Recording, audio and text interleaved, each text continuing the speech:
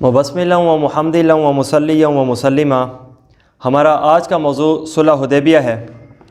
حدیبیہ مکہ سے 9 میل کے فاصلے پر ایک گاؤں تھا، اور وہاں پہ ایک جگہ تھی، اس جگہ کو ہم حدیبیہ کہتے ہیں، جسے آج کے دور میں شمیسیہ کہتے ہیں۔ ہم اگر اسے میل کے حساب سے دیکھیں تو یہ 9 میل بنتا ہے، کلومیٹر کے حساب سے دیکھیں تو تقریباً 20-21 کلومیٹر بنتا ہے۔ یہاں پہ آپ صلی اللہ علیہ وسلم نے 2 ہفتے قیام فرمایا ہے، اور یہاں پہ آنے کی وجہ کیا ترتیب بنی، کیا وجہ؟ آپ کو جیسے کہ پتہ، آپ صلی اللہ علیہ وسلم جب مدینہ میں تشریف لے کر آئے ہیں، غزوہ بدر بھی ہو چکا ہے، اللہ نے سرخ روح اور صحابہ کو کامیاب فرمایا، غزوہ احد بھی ہو چکا، تو الحمدللہ اللہ رب العزت نے تقریباً کامیابی عطا کی۔ غزوہ خندق، دوسرا نام احزاب، بھی ہو چکا ہے، بغیر لڑے اتنا بڑا کفار کا جمگٹا منہ کی کھا کے واپس ہو چکا ہے۔ بہت بڑے مسلمانوں کے جذبات بہت بڑے کامیابیوں کی طرف چلے جا چکے ہیں۔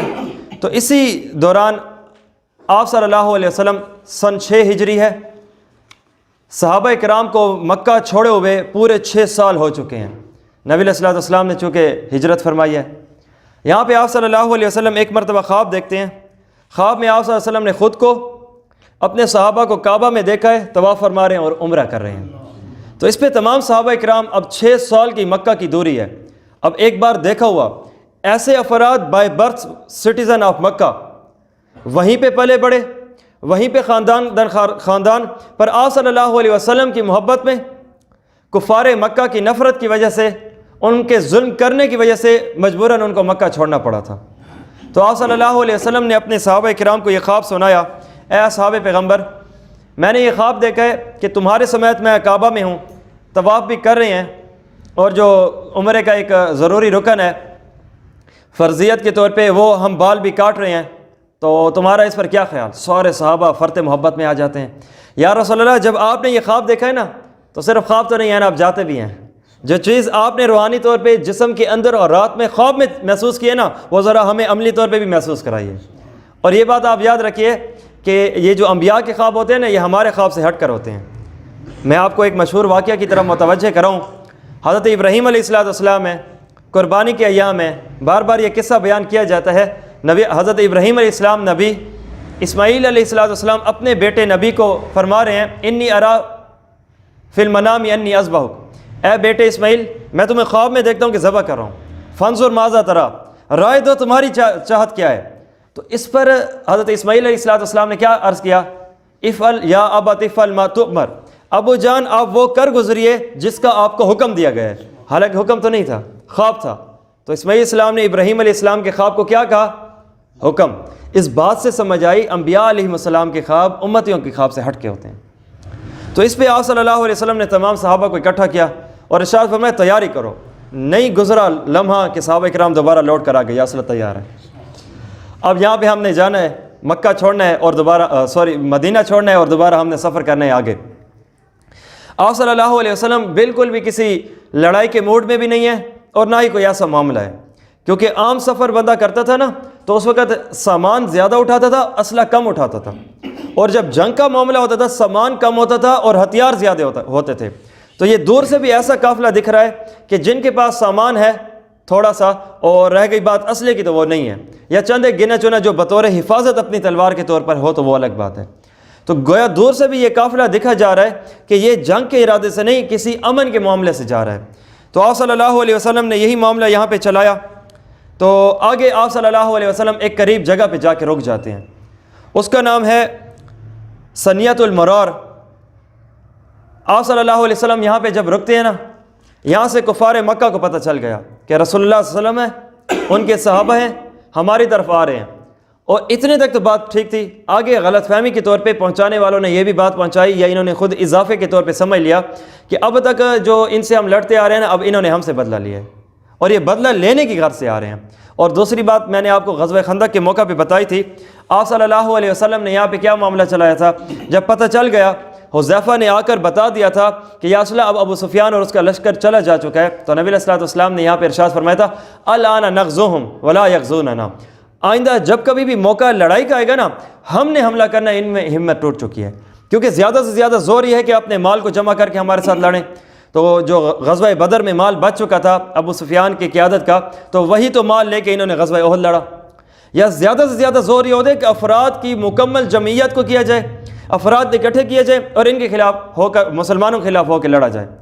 تو یہاں پہ غزوہ خندق پہ تمام تر کفار کو بھی اکٹھا کیا گیا تھا۔ مکہ کے مشرک علیحدہ ہیں جن کا بڑا ابو سفیان، اور نجد کے کفار علیحدہ ہیں قبیلہ بنی غطفان، اور یہاں کے مدینے کے اندر لوگ دشمن علیحدہ ہیں جو بنو نذیر و بنو قریظہ ہیں، یہ علیحدہ تھے۔ تمام تر اکٹھے ہو کے لڑے، مال اکٹھا کر کے لڑے تو منہ کی کھائی، افراد اکٹھا کر کے لڑے تو منہ کی کھائی۔ تو اس وجہ سے اب ان کو ڈر ہوا کہیں ایسے نہ ہو کہ اب یہ ہم پہ حملہ کرنے لگے، اور ان کی یہ سوچ بنتی بھی تھی۔ اب دل میں ڈر تو ہے، اب پورے کے پورے عرب میں جو کفار کی، مشرکین کی، بتوں کے ماننے والے کی ایک دھاک تھی وہ ٹوٹ چکی تھی، رعب بکھر چکا تھا، اور رسول اللہ صلی اللہ علیہ وسلم کا ایک رعب، نام اور کامیابیاں ان کے دلوں میں بیٹھ چکی تھی، اس وجہ سے ان کا ایک شک بنتا بھی تھا۔ تو یہاں پہ آپ صلی اللہ علیہ وسلم جب آگے ہوتے ہیں نا، تو مکہ کو جب پتہ چلتا ہے تو مکہ والوں میں ابھی خالد بن ولید بھی اسلام لے کر نہیں آئے، تو خالد بن ولید نے کفار کو لیا اور نبی علیہ السلام کے تعاقب میں آگے چلے۔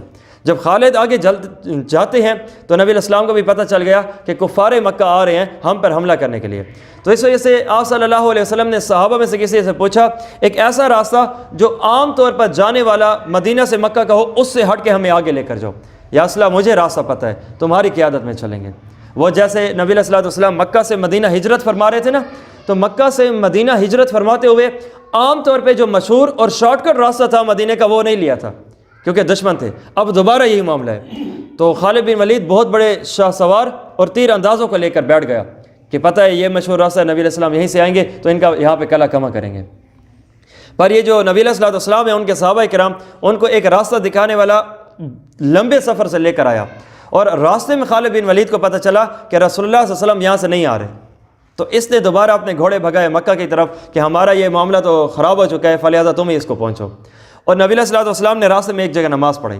خالد بن ولید نے تقریباً تعاقب کیا بھی تھا، اور ظہر کی نماز پڑھا لینے کے بعد خالد بن ولید قریب ہوتا ہے اور آ کر دیکھتا ہے کہ یہ تو بہت اچھا موقع تھا، سارے صحابہ نبی علیہ السلام یہ تو نماز میں تھے، ان پر حملہ اچھا طریقے سے ہم کر سکتے تھے، لیکن یہ کہ چلو اس نے انتظار کیا کہ اب عصر کا موقع ہے تو اس انداز سے ہم دوبارہ کر سکتے ہیں، لیکن عصر کا موقع ابھی نہیں آیا تھا۔ اللہ رب العزت کو نبی علیہ السلام کو اللہ رب العزت نے بتا دیا، یا رسول اللہ یہ جو عام طور پہ عصر کی نماز پڑھی جاتی ہے نا، آج کے دن ایسے نہیں پڑھی جائے گی، وحی کے ذریعے سے بتا دیا۔ بھئی کیسے؟ وہ جو صلاۃ الخوف اسی موقع پہ اتری کہ کس انداز سے پڑھنی ہے کہ صحابہ دو حصوں میں تقسیم ہو جائیں گے، آپ ان کو نماز پڑھائیں گے، پہلے آدھو آدھ جماعت صحابہ نماز پڑھے گی، اور باقی جو صحابہ کرام ہیں وہ دشمن کا محاصرہ کرے گی اور دیکھے گی، تیر اٹھا کے تلوار لے کے کھڑے ہوں گے تاکہ اگر کوئی حملہ ہوتا ہے یہ حملے والوں کو جواب دے سکیں، اور یہ والے یہاں پہ ترتیب بنا لیں، اور جب ان کی ایک رکعت ہو جائے یہ نکل آئیں گے بغیر سلام پھیرے آ جائیں گے، اور وہ جو صحابہ کھڑے ہیں جنہوں نے تعاقب کیا ہوا ہے یہ دوبارہ نبی علیہ السلام کے پیچھے آ کے نماز پڑھیں گے۔ اب مجھے بتاؤ، جنگ کی حالت ہے، حالت محاذ ہے، تلوار اٹھائی ہوئی ہے، پر اللہ کہہ رہا ہے یہ نماز میں ہے، کیا عجیب منظر۔ اسے صلاۃ الخوف کہتے ہیں۔ آج بھی جہاد کے موقع پہ یہی انداز چلائے جاتے ہیں، الگ الگ اور بھی طریقہ کار ہیں۔ یہاں پہ نبی علیہ السلام کا زبردست ایک معجزہ بھی ظاہر ہوتا ہے۔ صحابہ کہتے ہیں یا رسول اللہ جتنا پانی لیا تھا نا ہم نے پینے کے لیے، وضو کرنے کے لیے، وہ استعمال کر چکے ہیں۔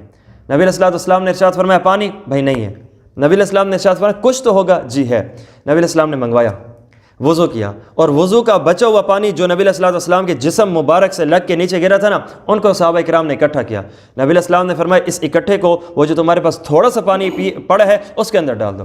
دوبارہ اس کے اندر ڈالا گیا۔ صحابہ کرام کہتے ہیں کہ ہم اپنی آنکھوں سے دیکھ رہے ہیں، آنکھوں دیکھا حال ہے کہ اچانک وہ جو تھوڑا سا پانی اتنا زیادہ ہو گیا کہ ہم سب نے اپنی پیاس کو بھی بجھایا، وضو کو بھی کیا۔ بعد میں یہ صحابہ کہتے ہیں کہ ہم نے جب یہ غزوہ، یہ جو قصہ تھا نبی علیہ السلام کے پانی کے زیادہ ہونے کا، ایک بندے کو بتایا، تو یہاں پہ وہ پوچھنے لگے کہ اچھا یہ بتاؤ افراد کتنے تھے؟ کہا افراد کی تعداد کو چھوڑو، اگر پانی کی نوعیت دیکھنا چاہتے ہو نا، اللہ کی قسم اگر اس وقت افراد 1,00,000 بھی ہوتے نا، سارے کے سارے اپنی پیاس بجھا سکتے تھے، تھوڑا سا پانی ہے۔ نبی علیہ السلام کے وضو کا بچا ہوا پانی بھی ایسا ہے، اور نبی علیہ السلام کے وضو کا بچا ہوا پانی عام نہیں ہے۔ کیا کرتے ہیں صحابہ کرام اس کے ساتھ؟ میں آپ کو آگے چل کے اس واقعے کی مناسبت کے ساتھ بات کروں گا کہ نبی علیہ السلام کے پانی کو ایسے چھوڑا نہیں جاتا، اور نبی علیہ السلام کے لعاب مبارک کو بھی ایسا نہیں چھوڑا جاتا۔ صحابہ کرام کرتے کیا ہیں اس کے ساتھ؟ تو آپ صلی اللہ علیہ وسلم نے جب راستہ بدل لیا نا، اب ایک جگہ ہے جسے ہم حدیبیہ کے نام سے جانتے ہیں، آپ صلی اللہ علیہ وسلم نے یہاں پہ آ کے پڑاؤ کیا۔ 9 میل کا فاصلہ ہے مکہ سے، یہاں پہ نبی علیہ السلام رک جاتے ہیں۔ بدیل بن ورقہ ہے، خزائی قبیلے کا ہے، یہ آ جاتا ہے نبی علیہ الصلوۃ والسلام کے ساتھ۔ یہ جو خزائی قبیلہ تھا نا، ان میں کچھ مسلمان تھے اور کچھ مشرک تھے، پر محبت رسول اللہ سے دونوں کرتے تھے۔ مکہ کی کوئی بھی خبر ہوتی آ کر لے کر آ جاتے تھے نبی علیہ الصلوۃ والسلام کے پاس۔ تو یہاں پر بدیل نے کہا کہ یا رسول اللہ آپ یہاں پہ تشریف فرما ہیں، مکہ چھوڑ چکے تھے، ہجرت کر چکے تھے، مدینہ پہنچ چکے تھے، دوبارہ یہاں پہ آپ کو کس چیز نے ابھارا ہے؟ نبی علیہ الصلوۃ والسلام نے اپنا مقصد بتایا کہ دیکھو خواب دیکھا ہے، عمرہ کرنے کی نیت ہے، انداز تم دیکھ رہے ہو، احرام باندھا ہوا ہے، ہم نے جانور ساتھ لیے ہوئے ہیں، یہ تمام تر نشانیاں تم خود دیکھ رہے ہو۔ جی یا رسول اللہ دیکھ رہے ہیں مکمل۔ تو نبی علیہ الصلوۃ والسلام کو بدیل نے کہا یا رسول اللہ میں پھر جا کے ان کو بتاتا ہوں۔ تو یہ بدیل وہاں پہ گیا کفار مکہ کے پاس، ان کو جا کے کہا کہ نبی علیہ الصلوۃ والسلام یہاں پہ کسی قافلے کو روندنے کے لیے، جہاد کرنے کے لیے یا کسی کو مارنے کے لیے نہیں آ رہے، بلکہ وہ صحیح طریقے سے شرافت کے ساتھ اپنے صحابہ کرام کے ساتھ مکہ کی کعبے کی زیارت کریں گے، عمرہ کریں گے، جانور ذبح کریں گے، احرام کھولیں گے، دوبارہ پیچھے آ جائیں گے۔ تو کفار نے اس کی بات کو نہ سنا۔ جب یہ بات کرنے لگا تھا نا ابتدا میں کہ دیکھو نبی علیہ السلام ہے، خبر تو پہنچ چکی تھی، تو یہاں پہ نبی علیہ الصلوۃ والسلام کی جب بات کرنے لگا، کہا نہیں چلے جاؤ، تمہاری کوئی بات نہیں سنتے، کہا نبی علیہ السلام کا پیغام ہے کوئی نہیں سنتے، چلے جاؤ۔ یہ نوجوان کفار مکہ تھے، تو ان کے جب چند ایک بڑے بزرگ تھے نا، اس نے کہا کیا کر رہے ہو، اتنا جوش بھی نہ دکھاؤ، ایک قاصد کا جو پیغام لے کے آنے والا معاملہ ہے وہ تو سن لو، کہتے کیا ہے نبی علیہ السلام، ذرا اس کی سے سن لینا۔ تو یہاں پہ جب بدیل نے آ کر کہا کہ دیکھو نبی علیہ الصلوۃ والسلام یہ فرما رہے ہیں کہ میرا لڑنے کا ارادہ نہیں ہے، اور رہ گئی بات تلواروں اور وہ چند ایک ہیں تو وہ اپنی بطور حفاظت لے کر آئے ہیں، کسی کو مارنے کے لیے لے کر نہیں آئے، اگر ہمارے ساتھ حملہ نہ ہوا تو ہم نے بھی کچھ نہیں کرنا۔ تو یہاں پہ اس کی بات پہ یقین نہیں کیا گیا۔ تو جب بات پہ یقین نہیں کیا گیا تو انہوں نے اپنی طرف سے کفار مکہ نے مکرز بن حفص کو بھیجا کہ جاؤ نبی علیہ الصلوۃ والسلام جو مقام حدیبیہ پہ ہے نا، اس سے تم ذرا بات کر کے آؤ کہ کیا معاملہ چلتا ہے اور کیا ترتیب ہے۔ یہ جب آتا ہے نا نبی علیہ الصلوۃ والسلام حدیبیہ سے دور سے دیکھ لیتے ہیں، صحابہ کرام کو بتاتے ہیں کہ یہ جو شخص آ رہا ہے نا غدار مزاج ہے، یہ بندہ 2 نمبر ہے۔ تو یہاں پہ جب یہ آتا ہے معاملہ چلاتا ہے، ہاں جی بتاؤ کیا مقصد ہے؟ دیکھو میں پہلے بھی بتا چکا ہوں بدیل کو، تمہارے پاس وہ آ چکا ہے، میرا مقصد یہاں پہ صحابہ کو لا کر تم پورا مکمل ہمارا حالات و واقعات دیکھ رہے ہو، ہمارا مقصد ہے عمرہ کرنا، دوبارہ واپس آ جائیں گے، لڑائی کا مقصد نہیں ہے، فلہٰذا اگر تم کچھ نہ کرو تو ہم بھی تمہارے ساتھ کچھ نہیں کریں گے، آئیں گے عزت سے طواف عمرہ اور دوبارہ واپسی۔ یہ جا کے دوبارہ ان کو جا کے بات بتاتا ہے، اس کی بات کے اوپر میں مکمل یقین نہیں کیا جاتا، تو اس کو بھی کفار مکہ بے عزت کرتے ہیں۔ تو دوبارہ تیسرا بندہ بھیجا گیا مزید، کیونکہ اب ان کو شک ہے، نبی علیہ الصلوۃ والسلام اپنی دھاک بٹھا چکے ہیں اور یہ انداز دکھ رہا ہے کہ ان کے دلوں پہ اوپر کتنا رعب آ چکا تھا۔ حلیس بن علقمہ اس کو بھیجتے ہیں، اور یہ ایک ایسا کافر مزاج بندہ تھا جو عمرہ کرنے والے، حج کرنے والے ہوں، احرام باندھے ہوئے بندے ہوں، ان کی بڑی عزت کرتا تھا، اور چونکہ عام طور پہ جانور کو ہم کاٹیں تو اسے ذبح کہتے ہیں، اور قربانی کے دنوں میں کاٹیں تو اس کو قربانی کہتے ہیں، اور جو جانور ہوتے تھے حج یا عمرے کے لحاظ سے ایسے جانور کو کہتے ہیں ہدی کا جانور۔ تو نبی علیہ الصلوۃ والسلام نے دور سے دیکھ لیا، اور ہدی کے جانور کا کفار مکہ میں بھی، مشرکین مکہ میں بھی بڑی عزت اور احترام کیا جاتا تھا۔ تو یہاں پہ نبی علیہ الصلوۃ والسلام نے یہ انداز دیکھا نا، نبی علیہ الصلوۃ والسلام نے حلیس کو آتے دیکھا، صحابہ کو کہا یہ جو آتا بندہ ہے نا، یہ تمہیں پتہ ہو یہ ہدی کے جانوروں کا احترام کرنے والا ہے، جو احرام باندھے ہوں ان سے عزت سے پیش آنے والا ہے، تو فلہٰذا اپنے جانوروں کو کھڑا کر لو جو بیٹھے ہیں، اور جو تم تلبیہ پڑھنے لگو، لبیک اللہم لبیک لا شریک لک لبیک، یہ اب صدائیں ہیں۔ تو دور سے جیسے ہی دیکھا جاتا ہے نا کہ نبی علیہ السلام ہے احرام میں ہیں، باقی صحابہ ہیں احرام میں ہیں، ہدی کا جانور ہے، ان کا الگ اسٹائل ہوتا تھا، تھوڑا سا ان کو زخمی کر دیا جاتا تھا، اور ہار اس کے گلے کے اندر بھی لٹکا دیا جاتا تھا تاکہ دور سے دیکھے۔ آنے والا جو کفار کا کوئی ڈاکو بھی ہوتا تھا نا، اس کو کچھ نہیں کہتا تھا، اور ان کے دل میں ایک رعب ہوتا تھا، یہ اللہ کے نام کا جانور ہے، اسے مارا تو رب مارے گا، اس وجہ سے اسے کچھ نہیں کہا جاتا تھا، بطور نشانی اس وجہ سے رکھا جاتا تھا۔ تو اب جیسے ہی دیکھا گیا نا، تو حلیس نے نہ کوئی بات کی نہ کوئی معاملہ چلایا، دور سے دیکھ کے واپس چلا گیا، کہا دیکھو رسول اللہ کو آنے دو، میں دیکھ کے آیا ہوں، بات عمرے کی ہے، کوئی لڑائی کی نہیں ہے، بات مکمل تسلی ہو چکی ہے۔ اب یہ تیسرا بندہ ہے جو جا کے کفار کو بتا رہا ہے، تسلی پھر بھی نہیں، اسے بے عزت کر کے سائڈ پہ کر دیا، کہا یہ کوئی معاملہ نہیں ہے، تم کیا دیہاتی مزاج بندے ہو، پہلے بھیجا بھی خود ہے، جب یہ بات ان کے دل کے خلاف لے کر آئے کیا دیہاتی بندے ہو، تمہاری بات ہم کہاں پہ سنیں۔ تو یہاں پہ آگے عروہ بن مسعود ثقفی یہ بندہ اٹھتا ہے، اور اسے کہا جاتا ہے کہ تم جاؤ، کہا اس نے کفار مکہ رک جاؤ، پہلے بندوں کو بھیجتے ہو، وہ پیغام لے کر آئیں تو بے عزت بھی کرتے ہو، پہلے با اعتماد وہی ہیں کہ نبی علیہ الصلوۃ والسلام کا حال پوچھنے کے لیے تم بھیجتے ہو، اور جب تمہارے دل کے خلاف حال ہو کہ اب اجازت دینی پڑے گی، وہ لڑائی کا معاملہ نہیں رکھتے، تو پھر بے عزت بھی اسی کو کرتے ہو۔ اچھا جب حلیس کو بے عزت انہوں نے کیا تھا نا تو حلیس عام آدمی نہیں تھا، اس نے کہا دیکھو میں بھی ایک عزت اور وجاہت رکھتا ہوں، مکمل قوم و قبیلہ و کنبہ ہے، تو میرے ساتھ بدماشی کرو گے، میں تمہیں بتا رہا ہوں رسول اللہ کے راستے میں آؤ گے نا، ہوں نظریاتی طور پہ تمہارا، لیکن رسول اللہ کے خلاف آؤ گے نا، میں پورے اپنے قبیلے کو اکٹھا کر کے تمہارے خلاف جہاد کروں گا، پتہ ہونا چاہیے تو اس پہ یہ ذرا حیران ہوئے اور کہا غصہ کیوں کرتے ہو، ذرا بیٹھ جاتے ہیں، کوئی صلح صفائی کرتے ہیں، کوئی طریقے سے بات کرتے ہیں، کہا اب ان کو یاد آیا۔ تو بدماشی کے ساتھ بعض اوقات ایسی بات کی جائے نا تو اگلے کو جس مزاج کا بندہ ہوتا ہے نا اسی زبان میں جواب دینا چاہیے۔ اب یہ عروہ بن مسعود ثقفی یہ جاتا ہے، یہ جا کے نبی علیہ الصلوۃ والسلام کو دیکھتا ہے اور نبی علیہ الصلوۃ والسلام کو جا کے تانا بھرا معاملہ چلا کر کہنے لگا کہ کس کے بھروسے تم یہاں پہ آئے ہوئے ہو، تمہیں خبر ہو اگر یہ صحیح معنوں میں کفار مکہ تمہارے اوپر آ جائے نا، یہ چند ایک صحابہ کو لیے ہوئے ہو، یہ تمہیں چھوڑ کے چلے جائیں گے۔ سعد صدیق اکبر کھڑے ہیں۔ اب بکر صدیق نے غصہ کر کے کہا کہ تم اور تم جیسے تمہاری ہماری نظر میں کوئی اوقات نہیں ہے، اور تم نے کیا سمجھا رسول اللہ کو چھوڑ دیں گے، بدر کا مقام بھول گئے ہو، رسول اللہ کو چھوڑیں گے، احد کا مقام بھول گئے ہو، رسول اللہ کو چھوڑیں گے، خندق بھول گئے ہو، ارے ہم ساتھ تھے، اور یہی ہمارے ہی بارے میں تو قرآن پاک نے آیات اتاری ہیں۔ تو یہاں پہ خاموش ہوتا ہے، اور بھی ایک تاریخی جملہ بولا تھا۔ اب یہاں پہ چند ایک اور بھی باتیں ہوتی ہیں۔ اب یہ عروہ بھی دوبارہ واپس جاتا ہے اور جا کر کہتا ہے کہ عزت سے اجازت دے دو۔ بھائی کیوں؟ میں اس عروہ نے کہا کہ دیکھو میں کتنے جگہوں پہ گھوم کے آیا ہوں، میں کتنے معاملات چلا کے آیا ہوں، میں نے بڑے بڑے بادشاہوں کو دیکھا ہے اور ان کے پاس بیٹھے ہوئے ان کے غلاموں کو بھی دیکھا ہے، جو حال رسول اللہ کا اور صحابہ کا دیکھ کر آیا ہوں کائنات میں کسی بادشاہ کا کسی غلام کے ساتھ دیکھ کے نہیں آیا۔ کہا کیسے؟ وہ جو میں نے آپ کو کہا وضو کا پانی، کہا یہ الگ انداز ہے کہ نبی وضو کرتے ہیں پانی نیچے زمین کو نہیں گرتا، چہروں پہ لگتا ہے صحابہ کے۔ نبی علیہ الصلوۃ والسلام لعاب مبارک باہر نکالتے ہیں، قسم خدا کی نہ زمین پہ لگتا ہے نہ دیوار پہ لگتا ہے، ہاتھ آگے کر لیتے ہیں اور اپنے ہاتھوں اور پاؤں پہ مل لیتے ہیں۔ یہ انداز ہے صحابہ کرام کا۔ میں نے کسی غلام کا اپنے کسی بادشاہ کے ساتھ بطور عزت پروٹوکول یہ انداز کبھی نہیں دیکھا۔ فلہذا طریقے سے اجازت دے دو، معاملہ خراب ہوگا، کہہ رہے ہیں عمرہ کر کے چلے جائیں گے، تو جب عمرہ کر کے چلے جائیں گے تو تمہیں اور کیا معاملہ چاہیے، کیونکہ اب ان کی ناک کٹنے والی تھی۔ یہ محسوس کر رہے ہیں کہ اب اگر ہم نے اجازت دے دی تو اس کا مطلب یہ ہے کہ یہ ہم پہ چڑھائی کر رہے ہیں، اس کا مطلب یہ ہے کہ انہوں نے ہم سے اجازت لے لی ہے، ہم نے دب کے بات مان لی ہے، اب ان کی عزت پہ بات بنی ہوئی ہے، تو اس وجہ سے آسانی انہوں نے معاملہ نہیں چلا۔ یہاں پہ ایک چھوٹی سی اور بھی جنگ ہونے کے قریب معاملہ چلا تھا۔ تقریباً کتابوں میں 40 کی تعداد، 50 کی تعداد، 60 اور 70 اور 80 کی تعداد آتی ہے، الگ زاد المعاد اور طبقات ابن سعد نے علیحدہ علیحدہ، الرحیق المختوم اور سیرت مصطفیٰ نے علیحدہ علیحدہ تعداد لکھی ہے۔ یہاں پہ جو نوجوانان مکہ تھے نا، کفار مکہ، ان کی اولاد نوجوان جوشیل خون، تو انہوں نے آپس میں ارادہ کر لیا کہ یہ کیا نبی علیہ الصلوۃ والسلام یہاں پہ آئے ہوئے ہیں، ہم نے اپنے بڑوں کو مرتے اور سنتے دیکھا ہے، تو فلہذا ہم نے ان کے اوپر رات کو جا کے حملہ کرنا ہے۔ تو یہاں پہ نبی علیہ الصلوۃ والسلام رات کا وقت ہے، صلح حدیبیہ کا مقام ہے، تو آپ صلی اللہ علیہ وسلم نے چند ایک بندوں کو پہرہ داری کے لیے بھی ٹھہرا دیا تھا۔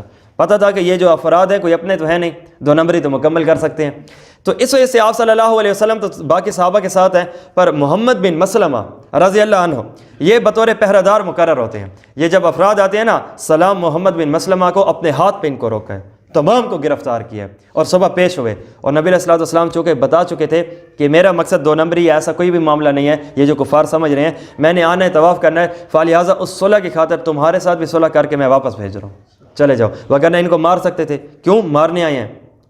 اس سے ہم فدیہ لے سکتے ہیں، دیت کا معاملہ چلا سکتے ہیں، تو یہ کچھ بھی نہیں کیا، تو ان کو ایسے ہی واپس جانے دیا۔ تو یہاں پہ جب یہ والی ساری کی ساری ترتیب چلی، اب کفار کی طرف سے جو آنے والے بندے تھے مکمل اب وہ پیچھے چلے گئے۔ یہاں پہ حضرت عمر رضی اللہ تعالیٰ عنہ کو نبی علیہ الصلوۃ والسلام نے قریب کیا، اے عمر اس طرح تم ادھر ہو، اب تم ہمارے قاصد، ایلچی اور میسنجر جا کر بن کے ان کے پاس جاؤ۔ تو نبی علیہ الصلوۃ والسلام کو حضرت عمر فاروق کہنے لگے، یا رسول اللہ پہلی بات یہ ہے کہ میں مزاج کا گرم ہوں، دوسری بات یہ کہ میری غیرت ایمانی قبول نہیں کرے گی، میں کچھ اوپر نیچے کر بیٹھوں گا، اور تیسری بات یہ کہ میرا وہاں پہ کوئی نہیں ہے جس کی مجبوری پہ وہ میرے ساتھ اچھا برتاؤ کرے، تو فلہذا ہمارا مقصد جان کو بچانا یا جان کو پیش کرنا نہیں ہے، آپ کے مقصد کا لحاظ رکھنا ہے، اور وہ یہ ہے کہ ہم نے عمرہ کرنا ہے۔ 6 سال کی یہ ترسی ہوئی آنکھیں ہیں کعبہ کو دیکھے ہوئے، تو اس وجہ سے ہم نے تو جانا ہے۔ تو حضرت عمر فاروق نے بڑی سمجھداری سے مشورہ دیا، وگرنہ یہی عمر فاروق ہے، یہ جان بچا نہیں رہے تھے۔ ابھی اس پر بات کروں گا کہ یہ جان بچا رہے تھے یا جان دے رہے تھے۔ تو حضرت عثمان کو کہا گیا کہ ان کو بھیجو، یا رسول اللہ ان کے قبائل ہیں، ان کے رشتہ دار اور پیارے ابھی بھی مکہ میں ہیں، تو اس طرح ہے کہ اگر یہ جائیں گے نا ان کے ساتھ یہ بدماشی نہیں کر سکیں گے. اگر عثمان کے ساتھ کفار مکہ نے مکہ میں بدماشی کی تو ان ہی کے قبائل اٹھ کھڑے ہوں گے, یہ رشتہ دار ہے اسے کچھ نہ کہو, آپس میں ان کے صفوں کی پھوٹ پڑ جائے گی, وہ جیسے غزوہ خندق میں حضرت نعیم نے کیا تھا رضی اللہ عنہ. تو یہاں پہ جب حضرت عثمان کو بھیجا جاتا ہے تو حضرت عثمان وہاں پہ جاتے ہیں, پیچھے صحابہ کرام کی پیاس ہے جو بڑھ رہی ہے شدت سے, ہر آتا لمحہ کہ ابھی کیا ہوگا ابھی کیا ہوگا, پتہ نہیں جانے کی اجازت دی جائے گی یا نہیں دی جائے گی. تو یہاں پہ صحابہ کرام کہہ رہے ہیں یا رسول اللہ آپ نے عثمان کو تو بھیج دیا ہے, یہ کعبہ دیکھ آئے گا, تو یہ کہیں ایسے نہ ہو کہ طواف کر لے, ہم پیچھے ابھی پیاسے بیٹھے ہیں, یہ اپنی پیاس کو پورا کر لیں. اب رسول اللہ کی حضرت عثمان کی رسول اللہ سے محبت کا اظہار دیکھیے. رسول اللہ کا جملہ سنیے کہ دیکھو وہاں پہ بیت اللہ تو ہے پر رسول اللہ نہیں ہے, عثمان نے طواف نہیں کرنا. اور یہاں پہ جب عثمان آتے ہیں کہا دیکھو ہمارے نبی کا مقصد یہ ہے کہ طواف کریں گے, عمرہ ادا کریں گے, چلے جائیں گے. تو کہا چلو بات کرتے ہیں, ذرا بیٹھ جائیے. اس انداز سے ترتیب یہ ہے کہ آپ تو آئے ہوئے ہو, آپ ذرا طواف کر لو. وہی جواب, کہا بیت اللہ ہے رسول اللہ نہیں ہے, عثمان کیسے طواف کرے. انداز محبت دیکھو. اچھا پھر یہ دیکھو کہ یہ ماننا کہ رسول اللہ صحابہ سے محبت کرتے ہیں, محبت صحابہ سے نبی سے کرتے ہیں, یہ سنت مصطفیٰ ہے. نہیں ہے عثمان کو کہا گیا تھا کہ نہ کرنا, نہیں, ان کا الگ دل کا معاملہ ہے, ان کا الگ دل کا معاملہ ہے. الگ الگ معاملوں پر بات ایک ہی ہے کہ رسول اللہ کو پہلے دیکھنا ہے. اسی رسول اللہ نے تو بیت اللہ کی ہمیں اجازت دیا ہے اور اسی رسول اللہ ہی نے تو بیت اللہ کا تعارف کرایا ہے, وگرنہ اس کے اندر تو بت پڑے ہیں, اس کے اندر تو اس کی ایسی عظمت و عزت جو ہے وہ والا معاملہ تو ابھی ہے نہیں. تو یہاں پہ حضرت عثمان غنی رضی اللہ تعالیٰ عنہ کو بھیجا گیا. تو یہ جب ان کو آنے میں دیر ہوئی نا دوبارہ مکہ سے, تو نبی علیہ الصلوۃ والسلام 9 میل کی فاصلے پہ بیٹھے ہیں. تو انہوں نے نبی علیہ الصلوۃ والسلام تک یہ خبر پہنچی بطور افواہ کہ حضرت عثمان غنی کو نعوذ باللہ شہید کر دیا گیا ہے. تو حضرت عثمان رسول اللہ صلی اللہ علیہ وسلم جو ابھی تک فرما رہے ہیں کہ کوئی غصہ نہیں ہے, کوئی بدلہ نہیں ہے, کوئی تلوار نہیں ہے, کوئی لڑائی نہیں ہے. تو تمام تر صحابہ کو اکٹھا کیا, 1400 افراد ہے صحابہ کرام کی یہاں پہ تعداد, جسے بیعت رضوان کہتے ہیں.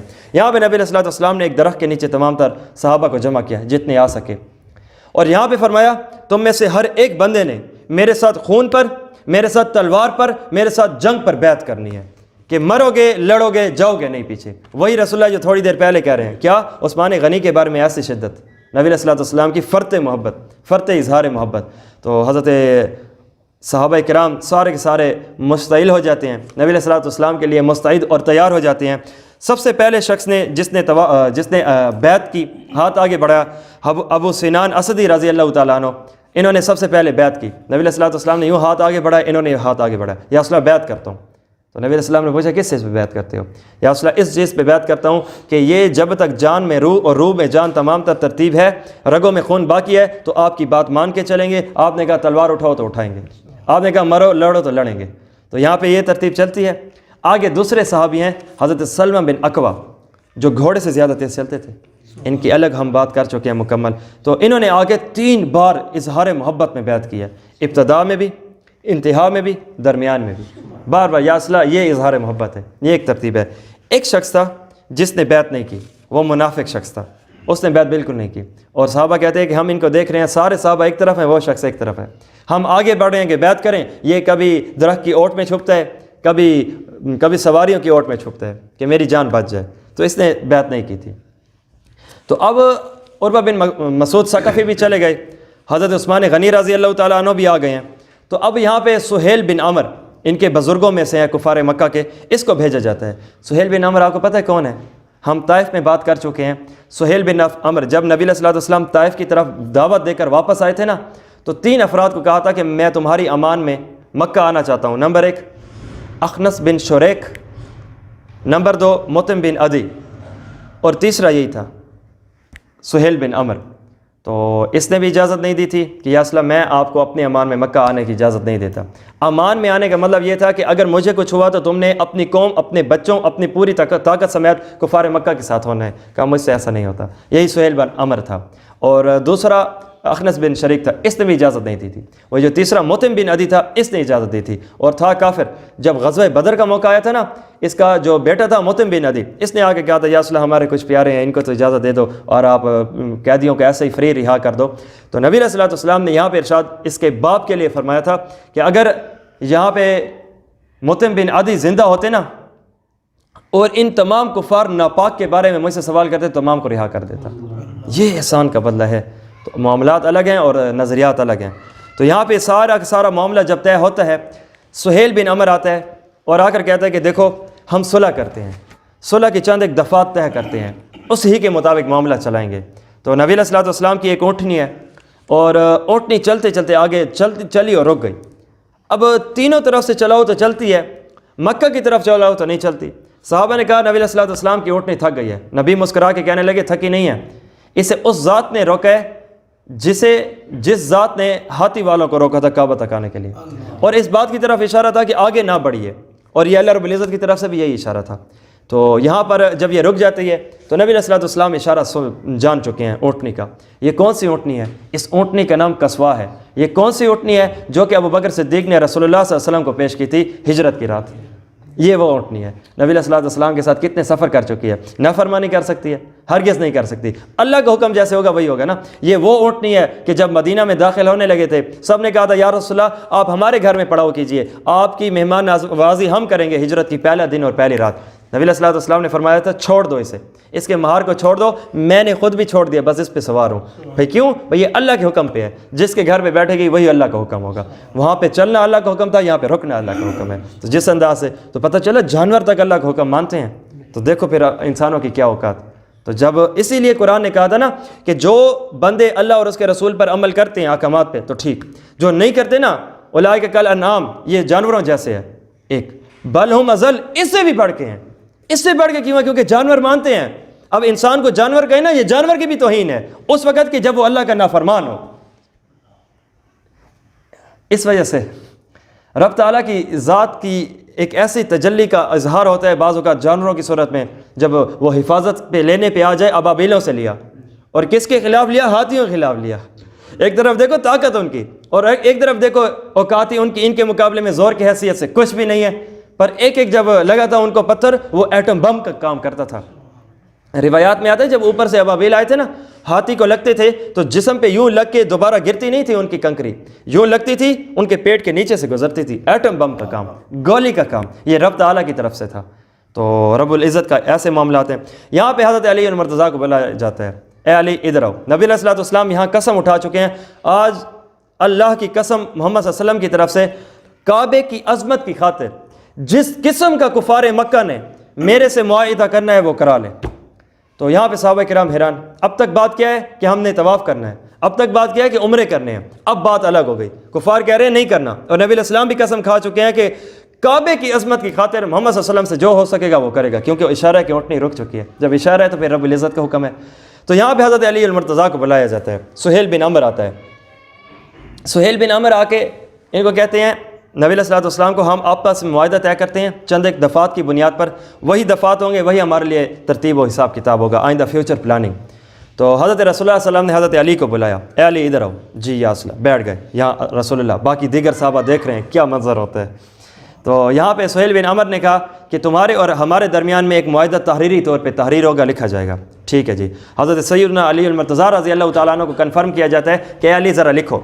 تو حضرت علی المرتضیٰ رضی اللہ تعالیٰ عنہ نے بسم اللہ سے شروع کی، تو ادھر ہی سب سے پہلے سہیل بن عمر نے اعتراض کیا، کہا بسم اللہ الرحمن الرحیم نہیں لکھو گے، چڑھے بھائی، یہ بسم اللہ یاد و طائف کے موقع پہ عداس مسلمان، یہی بسم اللہ ہجرت کے موقع پہ معبد کی مریل، مرنے والی بکری، دور صدیق تک دوبارہ صحت مند علیحدہ ہوئی تھی، دودھ علیحدہ نکلا تھا، یہی بسم اللہ کی برکت تھی، یہی بسم اللہ کی برکت ہے مجھے اور آپ کو کہ دروازہ ایک بار بند کرو، شیطان تین باتیں کہہ کے چلا جاتا ہے گھر سے، کنڈی بسم اللہ الرحمن الرحیم کر کے رات کو بند کیا کریں، حدیث بخاری کے مطابق۔ نمبر 1 نکل جاؤ کہ یہاں پہ کھانے کو نہیں رکھا اس بندے نے تمہارے لیے اپنے گھر میں، نمبر 2 یہاں پہ پینے کے لیے نہیں رکھا، نمبر 3 سونے کے لیے نہیں رکھا۔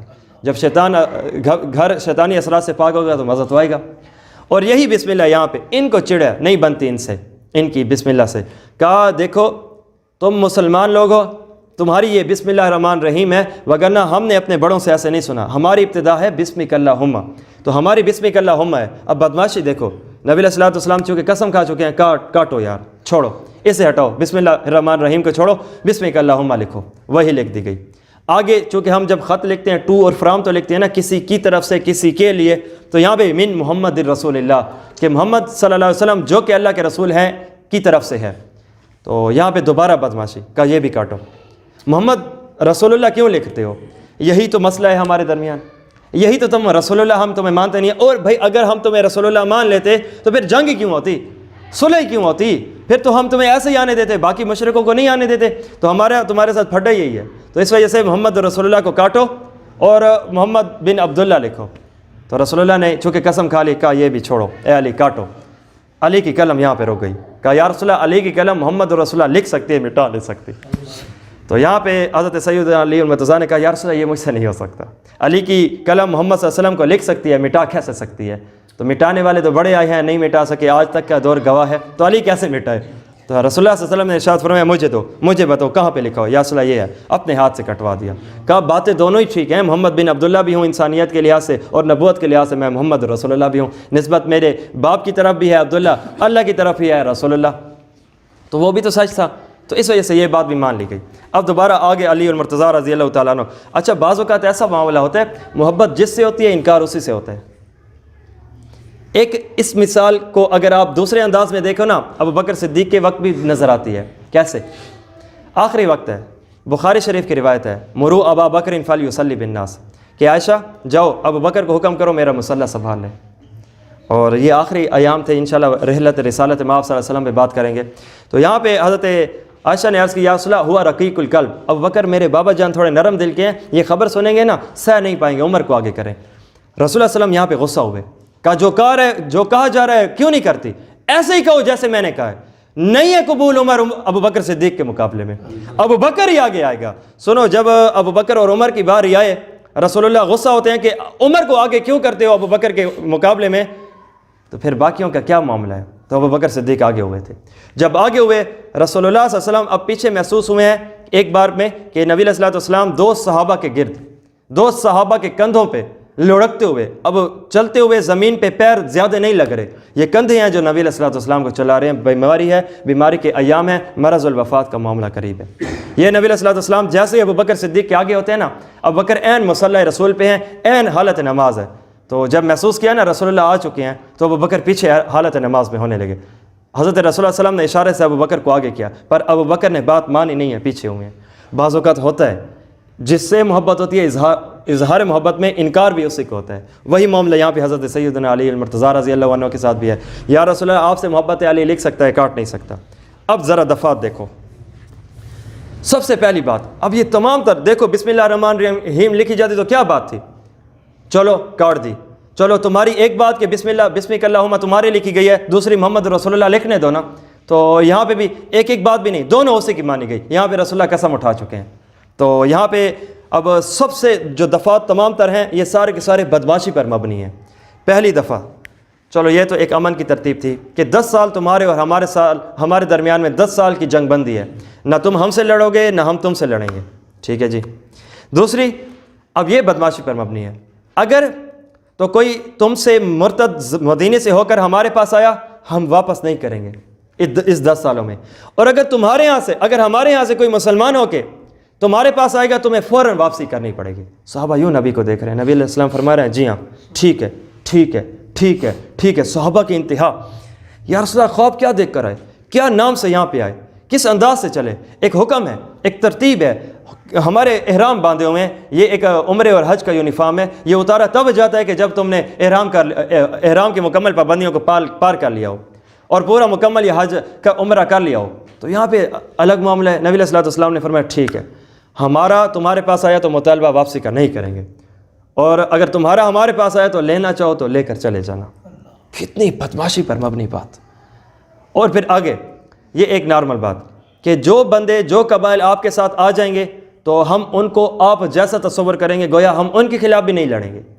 اور اسی طرح جو ہمارے قبائل ہمارے ابھی خلاف ہیں, لیکن اگر ہم نے ان سے دوستی کر لی تو جہاں پہ 10 سال تم نے ہم سے جنگ نہیں لڑی نہ ہمارے پیاروں سے بھی نہیں لڑو گے. یہ ترتیب چل چکی.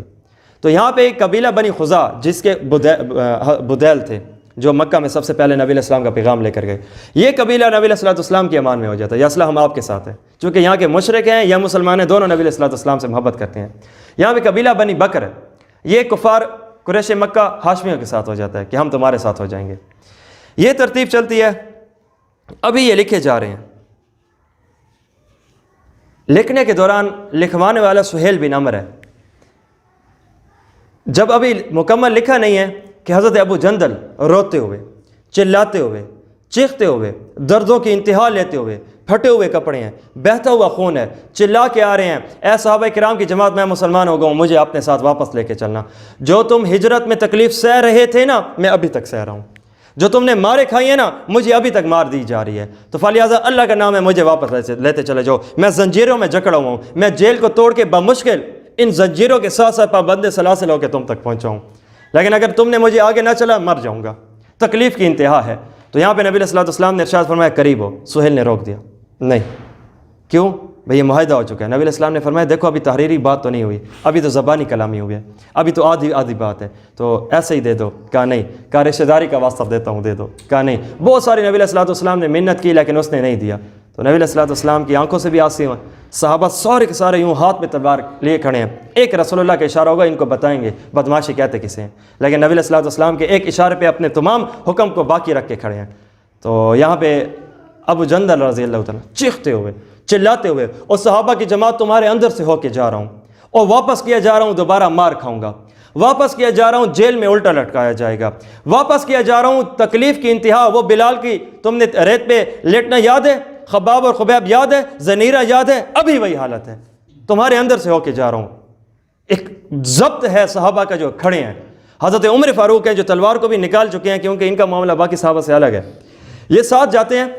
ابو جندل ذرا صبر کرنا، ان کو مارنا کتوں کے مارنے جیسا ہے، لیکن رسول اللہ نے روکا ہوا ہے، تھوڑا سا صبر کر لو، آئندہ زمانہ آئے گا، آئندہ وقت آئے گا، اللہ خیر کرے گا. تو ابو جندل ایسے ہی واپس کر دیے جاتے ہیں اسی تکلیف کے عالم میں. اور یہ بھی ایک دفعات میں سے کہ تم اس بار چلے جاؤ گے، کوئی تمہیں عمرے کی اجازت نہیں ہے. نبی علیہ السلام نے فرمایا ٹھیک، ایسے ہی چلے جاؤ. اگلے سال آؤ گے، صرف 3 دن رہو گے، اور 3 دن عمرہ کرنے کے بعد تمہاری واپسی ہو جائے گی. اسلحہ بالکل نہیں لانا، یا لاؤ گے تو تھوڑے چند ایک تلواریں، اور وہ بھی نیام کے اندر، نیام تلوار کے کور کو کہتے ہیں. ایسے ہی چلے جاؤ گے دوبارہ. نبی علیہ السلام نے فرمایا ٹھیک ہے. نبی علیہ الصلوۃ والسلام کیونکہ وہ اشارے کی وجہ سے اللہ رب العزت کی بات کو سمجھ چکے ہیں، جان چکے ہیں، تو اس کی وجہ سے آگے ابو جندل تو واپس کر دیے جاتے ہیں، اور حضرت عمر فاروق جوش میں آتے ہیں، کفار پہ غصے کا اظہار کرتے ہوئے، یا رسول اللہ کیا آپ حق پر نہیں ہیں؟ عمر ہاں حق پر ہوں. کیا اللہ نے آپ کو حق کا نبی بنا کے نہیں بھیجا؟ عمر ایسی بات ہے. کیا یا رسول اللہ حق اور باطل میں فرق واضح نہیں ہو چکا؟ واضح ہو چکا ہے. کیا یا رسول اللہ ہمارے مرنے والے پیارے شہید ہو کے جنت میں نہیں؟ بھائی ایسے. کیا یہ کفار کے مرنے والے جہنم میں نہیں جائیں گے؟ بھائی ایسے. تو یا رسول اللہ پھر حکم کیوں نہیں کرتے؟ تو یہاں پہ نبی علیہ الصلوۃ والسلام نے ارشاد فرمایا دیکھو عمر، معاملہ اللہ کی طرف سے ہے، میں اللہ کا نبی ہوں، محمد اپنے دل سے بات نہیں کرتا، وما ينطق عن الهوى ان هو الا وحی یوحى، جو آتا ہے بولتا ہوں، جو نہیں آتا تو خاموش رہتا ہوں، حکم ہی ایسا ہے کیا کروں. تو یہاں سے حضرت عمر فاروق جاتے ہیں ابو بکر صدیق کے پاس. اے ابو بکر، وہی بات حضرت عمر فاروق نے جو رسول اللہ سے دہرائی ہے نا، وہی بات ابو بکر صدیق سے دہرائی ہے، اور جا کے کہا اے ابو بکر کیا حق پہ نہیں ہے؟ ایسی بات ہے. کیا مرنے والے ہم جنت میں نہیں؟ ایسی بات ہے. کیا جو کافر مارے جائیں جہنم میں نہیں؟ ایسی بات ہے. کہا پھر کیوں نہیں اجازت ہے؟ کہا چونکہ وہ اللہ کے نبی ہیں، فلہذا اس وجہ سے. اچھا یہاں پہ نوٹ کریں نا، جو عمر نے سوال رسول اللہ سے کیے، جو جواب رسول اللہ نے دیا نا، وہی سوال جب عمر فاروق نے ابو بکر سے کیے، وہی جواب صدیق اکبر نے دیا. جو جواب رسول اللہ ہے، وہی جواب صدیق اکبر ہے. حضرت عمر فاروق یہاں پہ بڑے عجیب عالم میں ہیں، غیرت ایمانی جوش میں ہے، پر حکم خداوندی اور ہے، حکم رسول اللہ اور ہے. تو اس وجہ سے جوش عمر فاروق رسول اللہ صلی اللہ علیہ وسلم کے حکم کے پیچھے ہے، جیسے کہ امام اور مقتدی کا معاملہ. تو یہاں پہ عمر فاروق خاموش ہو جاتے ہیں. حضرت عمر فاروق پہ اللہ نے بعد میں بات کھولی تھی. یہ بعد میں جا کے ابو بکر صدیق کو کہا ابو بکر تم ٹھیک تھے، میرا جوش ایسے تھا، لیکن یہ کیا ابھی آپ دیکھو یہ کیا فتح ہو رہی ہے، آگے دیکھو ہوتا کیا ہے. کیونکہ انسان کچھ اور کرتا ہے، رب کی طرف سے کچھ اور ہے. یہ اظہار کچھ اور ہو رہا ہے کہ دیکھا جا رہا ہے کہ مسلمانوں نے دب کے صلح کیا اور کفار نے بدماشی کیا، پر اس کا دراصل اللہ رب العزت کے ہاں الٹ ہے. آگے اترنے والی ذرا آپ اللہ رب العزت کی آیات کو دیکھو. جیسے آپ دیکھو نا، رسول اللہ ابو بکر صدیق وہ ایسی شخصیت ہیں جو مزاج رسول اللہ میں ڈھلے ہوئے ہیں، جو معاملہ رسول اللہ کو دیکھتے ہیں.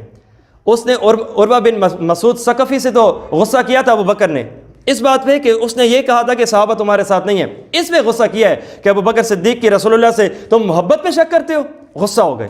پر یہاں پہ نبی علیہ الصلوۃ والسلام نے جو فرمایا نا، جو سینہ رسول اللہ کا ہے کہ اللہ خیر کرے گا، وہی سینہ صدیق اکبر کا ہے کہ اللہ خیر کرے گا. میرا مستقل اس بات پہ بیان ہے کہ بہت ساری مماثلتیں ہیں کہ ابو بکر صدیق میں اور رسول اللہ میں، تمام تر وہ باتیں جو ابو بکر میں ہیں وہی رسول اللہ میں ہیں، تقریباً ملتی جلتی باتیں۔ تو یہاں پہ اس عالم میں قرآن اترتے ہیں، قرآن پاک سورۃ فتح، انا فتحنا لک فتحا مبینا، مبارک ہو اے صحابہ کرام اور رسول اللہ کی جماعت، ہم نے تمہیں واضح فتح عطا کی۔ اب حیرانی در حیرانی، یا اللہ دب کے صلح کی ہے، چاہت مدینے سے مکہ میں عمرہ کی تھی، مقصد تھا کہ یہاں پہ اپنا معاملہ پورا کیا جائے، یہ اب کہا جا رہا ہے کہ ہمارا وہاں پہ گیا تو کوئی واپسی کا مطالبہ نہیں، ان کا ہمارے پاس آیا تو واپسی ہی واپسی ہے، کیسی فتح ہے یہ یا اللہ؟ اب یہ ایک عجیب در معاملہ ہے۔ تو اس سے اشارہ آگے فتح مکہ کا تھا، آگے آنے والا ہمارا کل کا بیان یہی فتح مکہ ہے کہ کس انداز سے اللہ رب العزت فتح مکہ فرماتے ہیں، فتح مکہ ہوتا ہے یہ اللہ رب العزت نے واضح طور پہ فتح، اس کا مطلب یہ نہیں تھا کہ اس لمحے میں تمہیں واضح طور پہ فتح ہے، اس بات کا مطلب یہ ہے کہ یہ جو تم سہ رہے ہو نا، بدلے میں رسول اللہ کی میں نے آ کے گود میں مکہ رکھنا ہے، پھر تمہاری چلے گی۔ ابھی مدینہ ہاتھ میں ہے، رسول اللہ کا اشارہ حکم سمجھا جاتا ہے، ابھی مکہ کا حال بھی ایسے ہوگا، تمام کفار زیر نگی آئیں گے، تمام کفار کی نظریں جھکی ہوئی ہوں گی، ہر ایک اپنے زندگی کی بھیک مانگے گا، کل کے سبق میں انشاءاللہ واضح طور پہ بات ہوگی۔ تو یہاں پہ رسول اللہ صلی اللہ علیہ وسلم ارشاد فرماتے ہیں کہ اے صحابہ اٹھو پیچھے جاؤ، اب پیچھے ہے نہیں، مکہ آگے نہیں، 9 میل کے فاصلے پہ کھڑا ہے، نہیں تم نے 100 کلومیٹر سینکڑوں کلومیٹر پیچھے جانا ہے، 9 میل آگے نہیں جانا تم نے، کیونکہ اونٹ نے بھی اشارہ دے چکی ہے رب کا حکم، تو یہ پیچھے جاتے ہیں۔ پیچھے جانے سے پہلے چونکہ انہوں نے جانور لیے ہوئے تھے، ان کو وہیں پہ حرم میں ذبح کیا جاتا ہے، اور احرام تھا چونکہ کھولا جاتا ہے، وگرنہ پابندیاں ہوتی ہیں، عام حالت اور ہوتی ہے، احرام کی حالت اور ہوتی ہے۔ احرام کی حالت میں مرد عورت کے قریب نہیں جا سکتا، احرام کی حالت میں خوشبو نہیں لگائی جا سکتی، احرام کی حالت میں بال کسی جگہ کے نہیں کاٹے جا سکتے، ایسا کچھ ہوگا تو بدلے میں چالان پیش کیا جائے گا۔ تو یہاں پہ نبی علیہ السلام فرماتے ہیں اپنا حلق کروا لو، یعنی سر مونڈوا لو، اور یہ احرام کے بعد کیا جاتا ہے، اور اپنا یہ تمام ترتیبیں کرو، اور جو جانور ہیں یہ بھی ذبح کرو۔ نبی علیہ السلام کے اشارے پہ کوئی بھی نہیں اٹھا اور کسی نے بھی ذبح نہیں کی، کسی نے بھی بالوں کو نہیں کٹوایا۔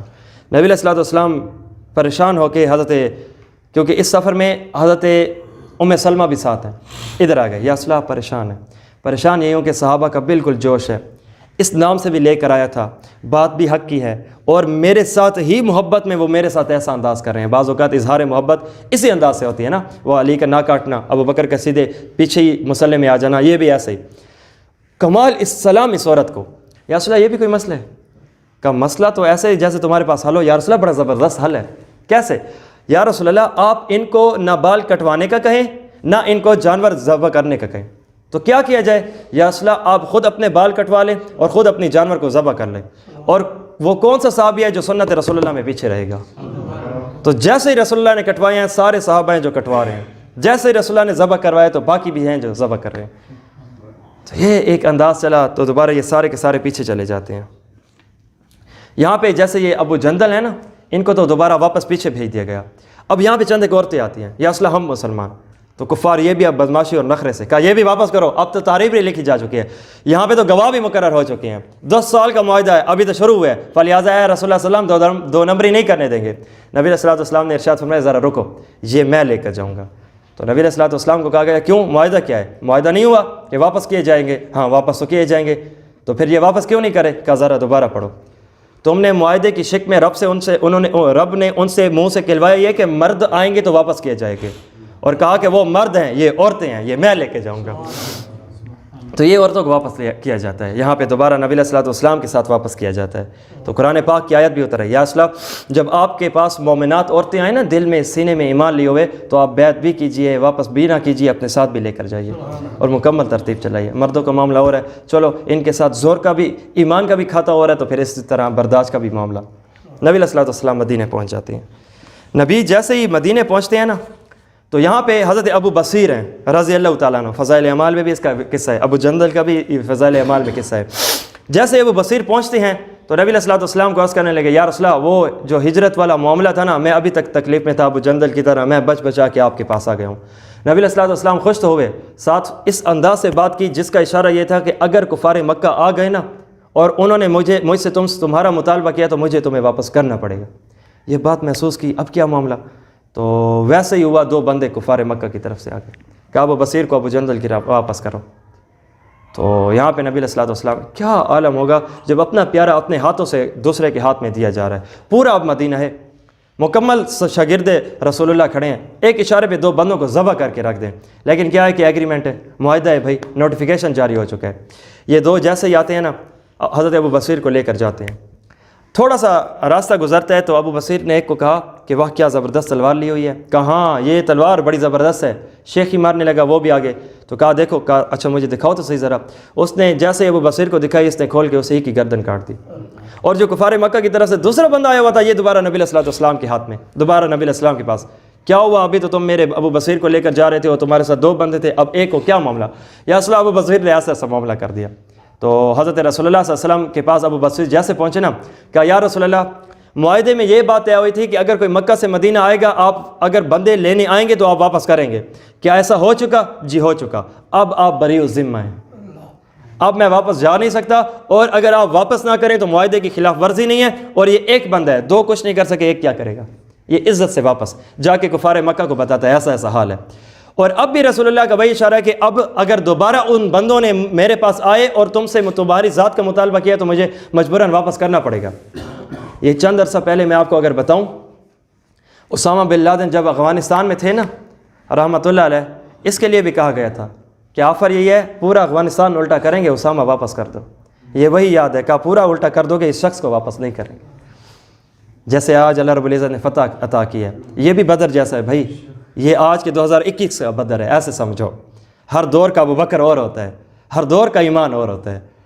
تو آج دیکھو انداز ہی الگ ہے، سپر پاور نے گھٹنے ٹیکے ہیں پتھر کے زمانے کے اندر کے سامنے۔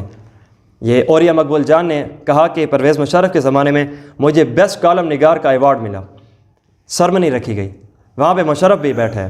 اوریہ نے کہا کہ دیکھو ہر زمانے کا اپنا خدا ہوتا ہے، تو اس زمانے کا زمینی خدا، فرعونی خدا، 2 نمبر خدا، تو اس زمانے کا خدا کون سا تھا؟ امریکہ، زور، پاور، سپر، نیٹو فورس۔ تو مجھے کہا گیا کہ اور یہ کیا تم مولویوں کے حق میں لکھا کرتے ہو، کیا داڑھی کو زندہ باد کہتے ہو، کیا مدارس کو تم ایسے ترتیب چلاتے ہو، دیکھو ٹیکنالوجی ہے ادھر چکی ہے افغانستان میں، کچھ ہی دنوں میں 2 ایسے ہی لخت کر دے گا، اسی طرح الٹا کر دے کے رکھ دے گا، واپس آ جائے گا۔ تو اور یہ کہتے ہیں میرے دل بھر آیا، میری آنکھ سے آنسو، میری غصے کی انتہا ایمانی غیرت کی وجہ سے، وہاں پہ جیسے حضرت عمر فاروق کی، تو کہا میں اچانک میں ایسے بھرا نا اپنے ایمان سے، میں نے مشرف اور تمام تر مجلس حاضرین مجلس کو کہا ایسے ہی میرے دل سے دعا نکلی، اے اللہ مجھے اور مشرف کو اس وقت تک موت نہ دینا جب تک کہ ہم دونوں کی آنکھوں کو امریکہ کو افغانستان سے ذلیل ہو کے باہر نہ نکلتے دکھانا۔ تو دوبارہ جب یہ فتح ہوا ہے نا، اسلام آباد میں کانفرنس رکھی گئی ہے اور اس فتح کی رکھی گئی ہے اور اس خوشی کی رکھی گئی ہے، تو اوریہ نے یہی بات اپنے کی ہے، کہا پتہ نہیں کس اللہ والے کے منہ سے یہ دعا قبول ہوئی ہے کہ میں بھی زندہ ہوں، وہ شخص بھی زندہ ہے، جسے خدا مان رہا تھا نا وہ زمینی خدا تھا، فرعون تھا غرق ہوا ہے، اللہ اور ہے، اور اللہ والے زمین پہ رہ کے نا کمزور ہو کے اللہ والے ہیں۔ دیکھ لو نا شروع سے تم بدر پڑھتے آ رہے ہیں، کیا ہوا؟ تو دکھنے میں معاملہ کچھ اور ہوتا ہے نا، ہونے میں کچھ اور ہوتا ہے، چاہے بدر کے 313,000 کا مقابلہ یا پھر یہاں پہ آپ آ کر آپ دیکھ لو، اظہار میں کیا ہے کہ کمزوری ہی کمزوری۔ یہ جب معاہدے ہوتے ہیں نا، کچھ لے کچھ دے کے کھاتے پہ ہوتے ہیں، یہ کیا ہے کچھ دے ہی دے، کچھ دے ہی دے کے کھاتے پر ہے، اور نبی علیہ السلام دیتے گئے ہیں۔ اور جب ابو جندل گئے تھے نا، اور آپ کو پتہ ہے ابو جندل کون ہے؟ سہیل بن عمر کے بیٹے ہیں، وہ بدماشی کر رہا ہے، یہ صحابی رسول ہے، جیسے ابو جہل کا بیٹا اکرمہ رضی اللہ عنہ، عبداللہ بن ابی کا بیٹا عبداللہ رضی اللہ عنہ، یہاں پہ یہی ہے سہیل بن عمر، اگرچہ بعد میں یہ بھی توبہ طائب ہو کہ اللہ والے بنے تھے۔ تو یہاں پہ ابو جندل رضی اللہ تعالیٰ عنہ جب واپس ہونے لگے نا، منہ پہ تماچا بھی باپ نے مارا تھا، ادھر آ واپس آ ہمارے ساتھ۔ تو یہاں پہ سہیل نے کہا دیکھو میری بدماشی، دیکھو میری سمجھداری، دیکھو میرا زور، میں نے نبی سے تمہیں کیسے نکلوایا، دبا کے تمہیں سے صلح کیا ہے۔ یہ مسکرایا ابو جندل، مسکرانے کی کیا وجہ ہے؟ کہا ابو جان ایک بات کہوں، تمہاری جیل میں ہوں لیکن ایک سوال کرنے کی جرت کرتا ہوں، جی مجھے تم ابھی تک کا کوئی ایسا مثال کے طور پہ بات پیش کر سکتے ہو جو مدینے سے مرتد ہو کے تمہارے پاس آیا ہو؟ چپ۔ کہا میں تمہیں کئی ایسے مثالیں دکھاتا ہوں جو مکہ سے دوبارہ رسول اللہ کے غلام بنے ہیں، ان میں ایک میں ہوں۔ کیا تم نے صلح کیا ہے؟ یہ تو تم نے اپنے دلوں کو اپنے ایک صرف نخرے کو پورا کیا ہے، غرور کو پورا کیا ہے۔ کمزور تھے جسمانی طور پہ، سمجھ تو رب نے دی تھی نا، صحابی رسول ہے بھائی، مذاق تھوڑی ہے۔ تو یہاں پہ یہ جب ترتیب چلتی ہے، حضرت ابو بصیر کی بات ہو رہی ہے۔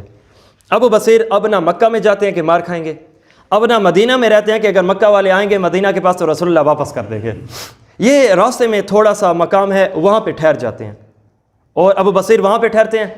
بار بار एक ही अबू बसीर और अबू जंदल नहीं, कई अबू बसीर और कई अबू जंदल बने।